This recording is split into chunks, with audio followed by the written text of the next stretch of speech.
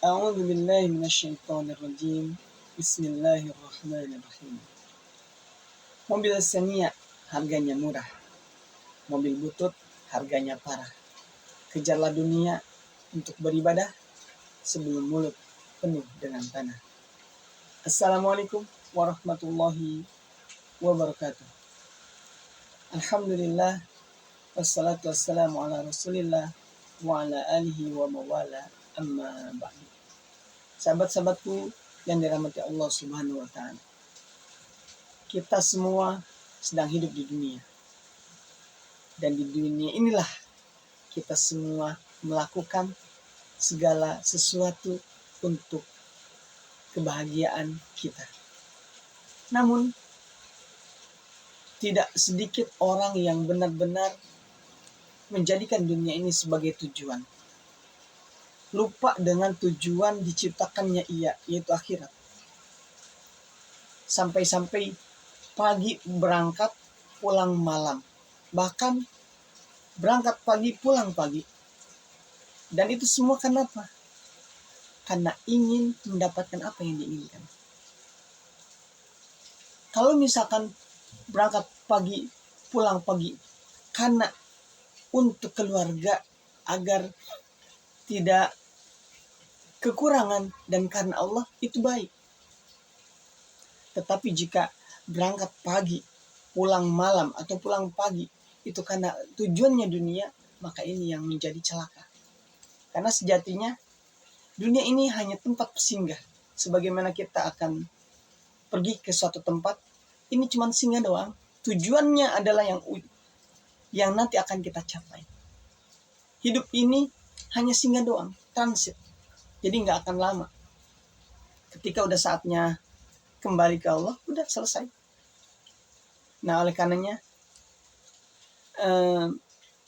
sebagaimana ada sebuah ungkapan, i'amal lidunyaka ka'annaka sata'isu abadan. Kejarlah duniamu seakan-akan kamu itu akan hidup selamanya. Dan kalimat keduanya, wa'amal li akhiratika ka'annaka sata'isu wa'amal li akhiratika ka'annaka satamutu godan. Dan beramallah untuk akhiratmu seakan-akan kamu akan mati besok. Dua ungkapan ini yang sudah masyhur di kalangan kita, di kalangan manusia ya, bukan di kalangan binatang. Ini masyhur, tapi ini bukan dari Rasul. Ini biasanya ada yang menyandarkan kepada Rasul, tapi ini bukan dari Rasul. Nah, kalimat ini yang pertama, i'mal lidunyaka ka'annaka sata'isu abadan. Bekerjalah untuk akhiratmu, kejarlah akhiratmu seakan-akan kamu akan hidup selamanya. Kalau hidupnya selamanya, artinya adalah bukan kita benar-benar ngejar dunia. Sebagaimana yang disampaikan oleh para ulama, ini maksudnya bukan kita mengejar dunia karena kita akan hidup lama, kita kejar dunia supaya kita bahagia selamanya. Bukan itu.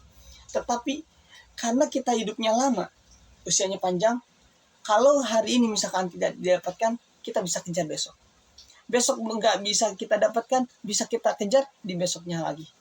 Itu yang dimaksud oleh para ulama terkait dengan i'mal lidunyaka ka'annaka sata'isu abadan. Adapun yang kedua itu wa'amal li akhiratika, dan beribadahlah untuk beramallah untuk akhiratmu ka'annaka sata'isu godan, seakan-akan kamu akan mati besok. Nah, ini intinya dari kalimat tersebut. Kita melakukan kebaikan untuk akhirat itu seakan-akan kita besok tuh mati. Jadi kalau misalkan kita ke rumah sakit nih, kata dokter, Pak, Bapak cuman ini gak lama, mungkin 3 bulan lagi Bapak sudah harus kembali. Atau itu masih kelamaan. Atau Pak, dengan kondisi Bapak, dengan sakit yang Bapak derita ini gak akan lama, paling besok juga dah harus kembali ke Allah. Atau sudah harus meninggal. Coba dibayangkan ketika kita diungkapkan begitu oleh seorang dokter, apa yang akan kita lakukan? Apakah kita akan berpoya-poya? Mumpung besok mau meninggal, sekarang saya mau berpoya-poya dulu, bersenang-senang dan sebagainya. Kalau ada orang yang berpikiran demikian, maka ia sedang tidak memahami bahwa ada kehidupan setelah kematian. Dia hidupnya senang-senang saja. Tapi jika orang tersebut sudah memahami ada hari esok, ada hari pembalasan, iman dengan Allah, maka dia akan berpikir, saya harus beramal sepanjang hari sampai besok ketemu waktunya untuk kembali. Dia akan sholat selalu. Dia akan berzikir, baca Quran, makan sedikit. Semua amalan-amalan yang dilakukan pada hari itu dia akan fokuskan untuk apa yang Allah ridhoi, Allah sukai. Karena dia sudah tahu besok mau mati. Nah, maksud dari dua kalimat tadi adalah intinya di kalimat kedua, wa'mal li akhiratika ka'annaka satamutu godan, dan beramal untuk akhiratmu seakan-akan kamu akan mati besok.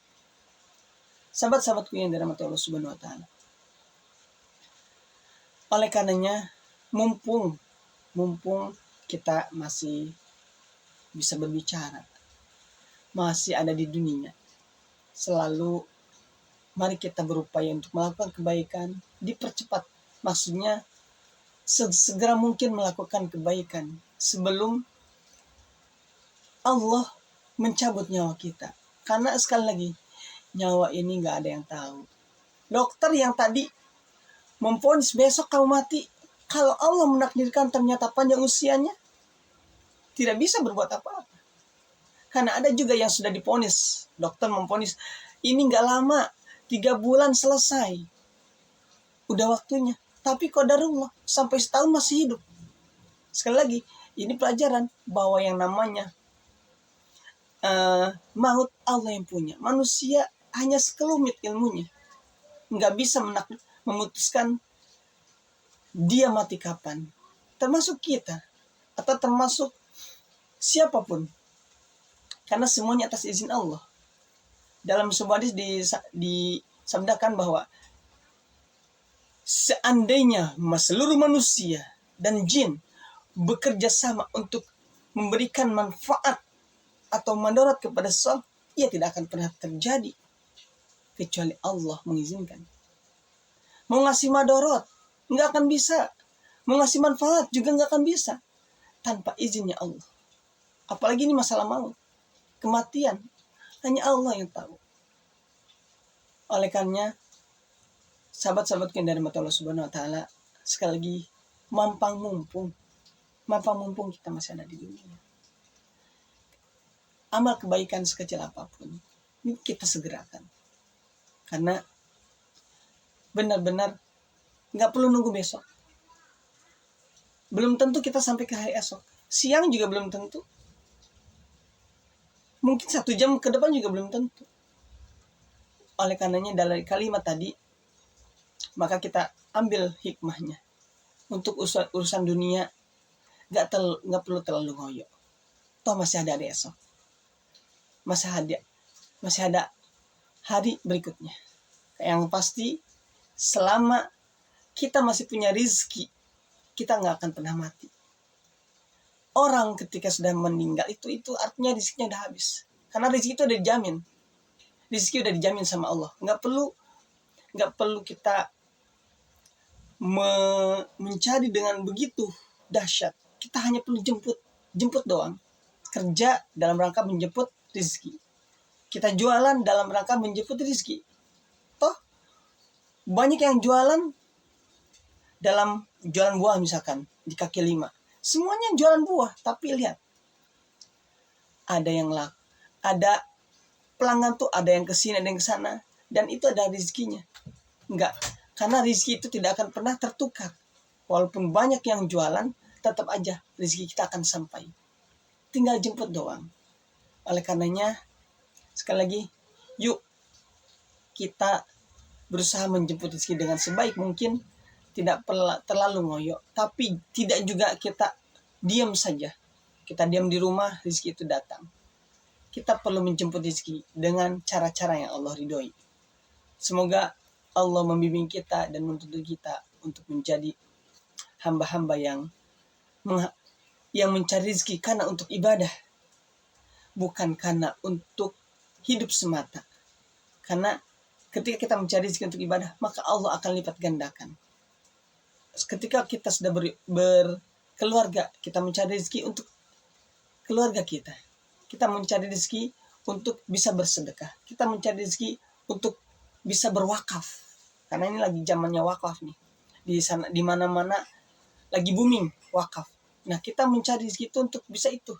Apa? Menabung untuk akhirat kita. Karena disinilah tempatnya kita menabung. Ad-dunya mazratul akhirah. Dunia itu adalah ladangnya akhirat. Maka disinilah kita tempat beramal. Beramal untuk kebaikan. Semoga Allah mudahkan kita semua. Barakallahu fikum. Kebahagiaanmu adalah kebaikanmu. Wassalamualaikum warahmatullahi wabarakatuh.